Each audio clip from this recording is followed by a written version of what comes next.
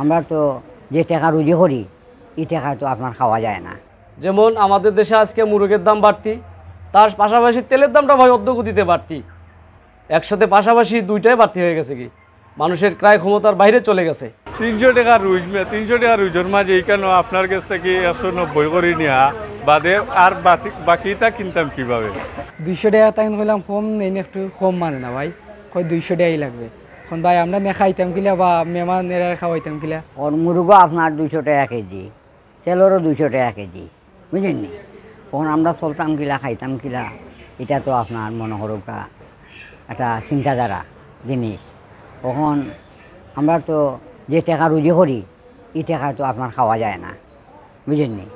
যে আমরা তো দোকানদারি করি বা একটা ছোটোখাটো একটা ব্যবসা করি, কিন্তু এটা তো খাবারও না। এখন তেলও 200 টাকা কেজি, মুরগও 200 টাকা কেজি, এখন আমরা চলতাম কিলা। আসলে ভাই কথা বলতে কি, আমি এই যে সপ্তাহ বা 10 দিন আগে পোলট্রি মুরগ অর্থাৎ ব্রয়লার বেচছিলাম 155, 160, পরে 165, 3 দাগে মাল বেচা হয়েছে। এবং ঈদের পরে, ঈদের 2 দিন আগ থেকে আমরা মাল বিক্রি করতেছি 200 টাকা কেজি। তারপরেও আমাদের মাল শর্ট, মাল পাওয়া যাচ্ছে না, মালটা শর্ট।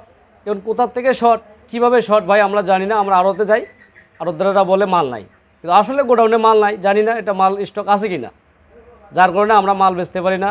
মালের দামটা হওয়ার কারণে আসলে যে আমরা আজকে মাল আনছি মাত্র 50 পিস, এখন আমি 10 থেকে 15 পিস মাল বেচছি ভাই। মানুষের হাতে তো টাকা পয়সা নাই, যার কারণে আমিও মুরগ বেচতে পারি না। এই যে 10-15 পিস মুরগ বেচে আমার দোকান ভাড়া আসে না। যেমন আমাদের দেশে আজকে মুরগের দাম বাড়তি, তার পাশাপাশি তেলের দামটা ভাই অর্ধগতিতে বাড়তি। তেলের লিটার বর্তমান 200 টাকা কেজি আমরা পাচ্ছি না। তেল শর্ট, বাজারে তেল নাই। এই তেলটা আসে কোথা থেকে, যায় কোথায় আমরা তো জানি না, আমরা তো বলছি আমজনতা। তাই বলতেছি তেলের দামটাও আমাদের নাগালের বাইরে আনি দেওয়া হোক, এবং তার সাথে সাথে আমাদের যে নিত্য প্রয়োজনীয় জিনিসগুলো আছে এগুলোরও দাম কমে দেওয়া হোক, এটাই আমার আশা। তেলের দামও 40 টাকা লিটারে বাড়তি, আজকে পোলট্রি মুরগির দামও 40 টাকা বাড়তি, একসাথে পাশাপাশি দুইটাই বাড়তি হয়ে গেছে। কি মানুষের ক্রয় ক্ষমতার বাইরে চলে গেছে। তাই সব কিছু মিলে একটাই কথা, সব কিছুর দাম কমা হোক, তেলের দামটাও একটু কমা হোক, মুরগির দামও কমা হোক, চাউলের দামও কমা হোক। এটাই তো আমরা জনতা চাই, আর কিচ্ছু চাই না সরকারের কাছে। ছিলাম ভাই একটা মুরগ কিনতে, তখন কয়েকদিন আগে ঈদের আগে নিছিলাম 160 টাকা কেজি। তখন ঈদের পরে ওখানে আইসি মেহমান আইসে, ওখানে আইসি একটা মুরগ নিতাম, ওখান তারা হয় 200 টাকা কেজি।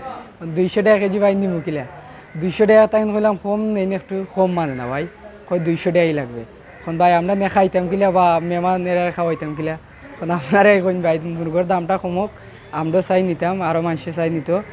অভাবের মাঝে সবু একটু মানে সবাই নিতে পারবো, একটু দামটা কমলে আমরা চাই যে দামটা কমুক।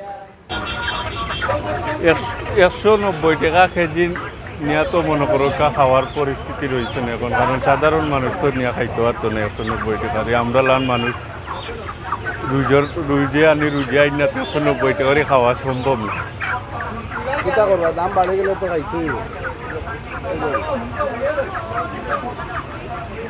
কোনো জোরত লইয়া দেয়, এখন সমস্ত করিয়া অন্য খরচ না নিয়ে মুরগ লইয়া যাও কি বাসা। 300 টাকা রুজ 300 টাকা রুজের মাঝে এইখানে আপনার কাছ থেকে 190 করে নেওয়া বাদে আর বাকিটা কিনতাম কিভাবে?